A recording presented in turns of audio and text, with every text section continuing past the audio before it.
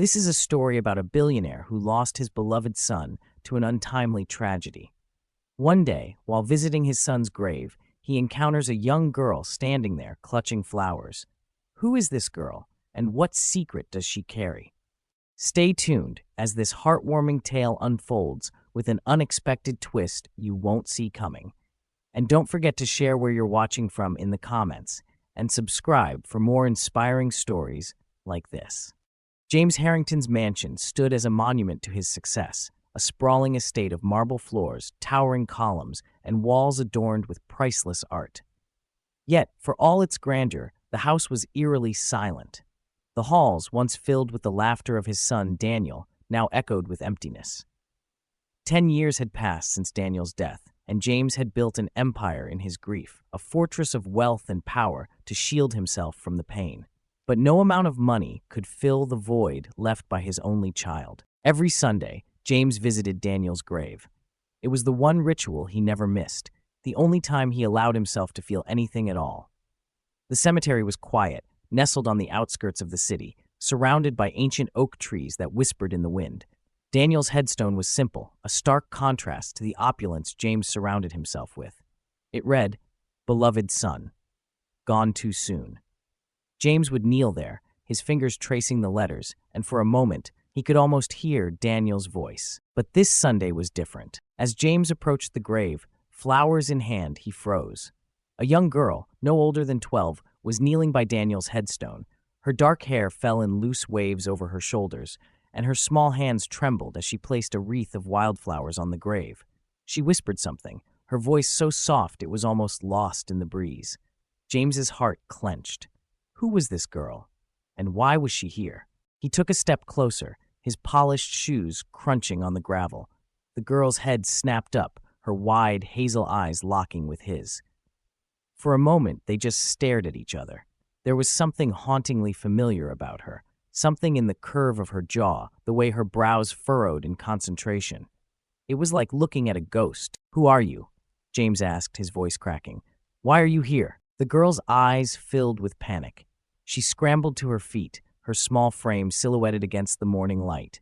Without a word, she turned and bolted, her sneakers pounding against the dirt path as she disappeared into the woods. "Wait," James called, dropping the flowers. He chased after her, his heart pounding, but the girl was quick, darting between the trees like a shadow. By the time he reached the edge of the woods, she was gone. James stood there, breathless, his mind racing. Who was she? Why had she been at Daniel's grave? And why did she run? The questions gnawed at him, refusing to let go. He returned to the grave, picking up the scattered flowers and the small wreath the girl had left behind. It was clumsily made, the stems tied together with a piece of twine, but there was a sincerity to it that touched him. That night, James couldn't sleep. The girl's face haunted him, her wide eyes and trembling hands etched into his memory. He poured himself a drink, the amber liquid doing little to calm his nerves.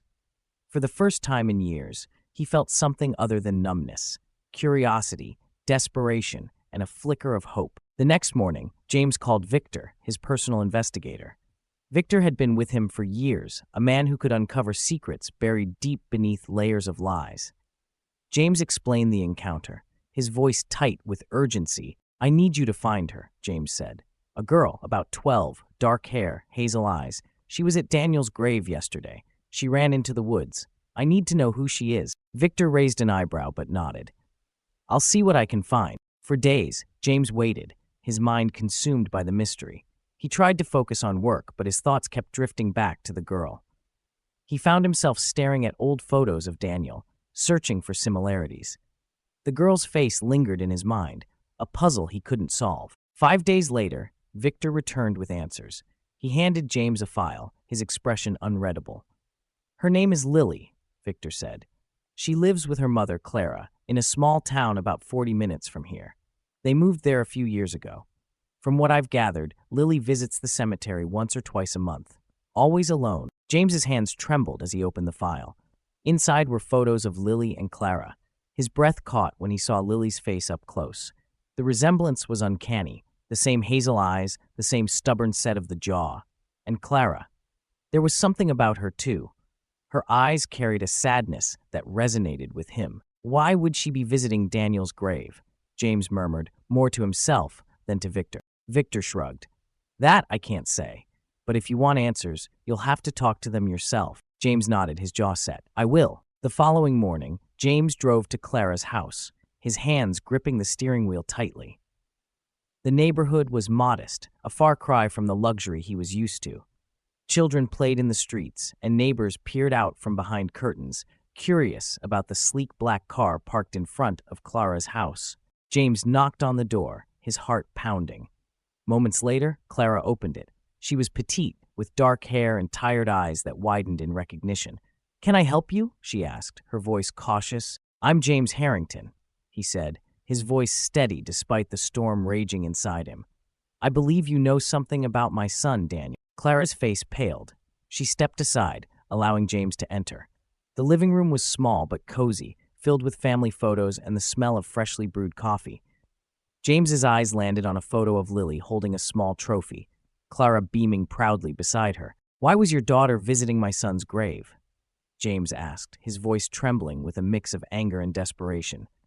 "I need to know." Clara took a deep breath, her hands trembling as she gestured for him to sit. "Please, Mr. Harrington, sit down. There's something I need to tell you." James sat on Clara's worn-out sofa, his hands clenched tightly together.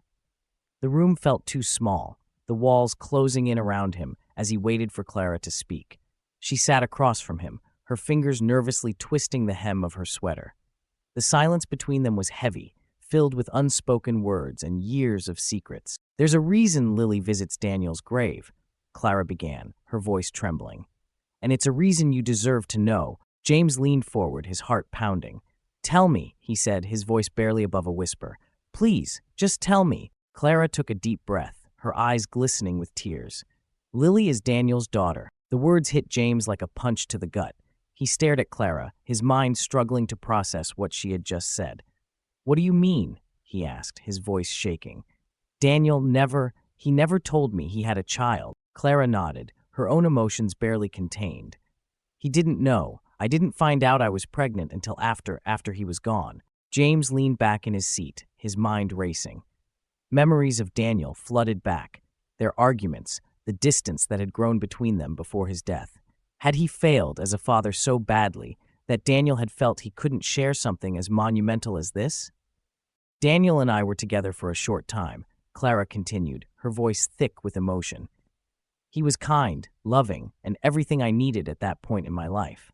But he was also conflicted, about you, about his place in your world. He always felt like he wasn't enough for you." James's throat tightened. "That's not true," he whispered. "I loved him, but you never showed it in the way he needed," Clara replied gently. "And when he passed, I was left alone, trying to figure out how to raise Lily. I didn't want anything from you. I didn't even think you'd believe me if I came forward." James buried his face in his hands. He had spent years building an empire, convincing himself that his wealth and power could fill the void left by Daniel's death. But now he realized that all his money, all his success, couldn't buy back the lost moments with his son, or the connection he now had with a granddaughter he didn't know existed. James asked to meet Lily, and Clara reluctantly agreed. When Lily returned home from school that afternoon, she was surprised to find James sitting in the living room. She recognized him immediately, her hazel eyes widening in recognition. "You're the man from the cemetery," she said quietly, her voice tinged with curiosity and a hint of fear. James nodded, his voice steady but kind. "And you're the girl who visits my son's grave. Lily, do you know who I am?" Lily hesitated, then glanced at her mother. Clara gave her a reassuring nod. "You're my grandpa?" Lily asked, her voice barely above a whisper. The words hit James like a tidal wave. For a moment, he couldn't speak, his emotions too overwhelming. Finally, he said, "Yes, I am, and I'm sorry it took me so long to find you." Lily studied him carefully, her young face betraying a wisdom beyond her years. "Why didn't you ever come to see us before?" James swallowed hard. "I didn't know you existed. If I had, things would have been different." Lily shrugged, her small shoulders lifting and falling in a gesture that broke James's heart. "It's okay. I have my mom. She's all I need." Over the next few days, James visited Clara and Lily regularly. He brought gifts, books, toys, a shiny new bike, But every time he tried to offer money or other forms of financial help, Clara refused. "We don't need your money," she said firmly. "What Lily needs is a family, not charity." James didn't know how to respond. For the first time in his life, his wealth felt like a burden instead of a blessing. He wanted to help, to make amends for all the years he had missed, but Clara and Lily seemed determined to live simply, without his influence. One evening, he brought a set of blueprints to their house. "This is my mansion," he explained. "It's far too big for just me. I want you both to come live there with me." Clara shook her head immediately. "James, we're happy where we are. Moving into your world would only complicate things." "But you don't understand," James insisted. "I've been alone for so long. I have everything a person could want except family. Please, let me do this for you." Lily, who had been quietly listening, finally spoke up. "Grandpa, I don't need a mansion or fancy things. I just want you to visit us and spend time with us. That's all." James's heart ached at the girl's honesty. He realized that his attempts to buy their affection were misguided. What Lily wanted wasn't wealth, it was connection. And for the first time, James understood what he truly needed to do. James decided to take a different approach. Instead of trying to bring Clara and Lily into his world, he immersed himself in theirs. He helped repair their small house, painting walls and fixing leaks with his own hands. He joined Lily for school projects and learned about her hobbies. He spent evenings talking to Clara, learning about the struggles she had faced as a single mother. Slowly but surely, they began to feel like a family. One day, as they sat together in the backyard, Lily said, "Grandpa, do you miss Daniel?" James nodded, his eyes glistening with tears. "Every day. But being here with you and your mom, it helps. It feels like a piece of him is still with me." Lily smiled. "Maybe that's why he brought us together." One evening, as James sat alone in his mansion, the silence felt heavier than ever. The grand halls, once a symbol of his success, now felt like a prison. He wandered through the rooms, his fingers brushing against the cold marble and priceless artifacts. None of it brought him comfort. None of it mattered. The next morning, James called a real estate agent. "I want to sell the mansion," he said, his voice firm, "and I want to donate most of the proceeds to charity." The agent was stunned. "Mr. Harrington, are you sure?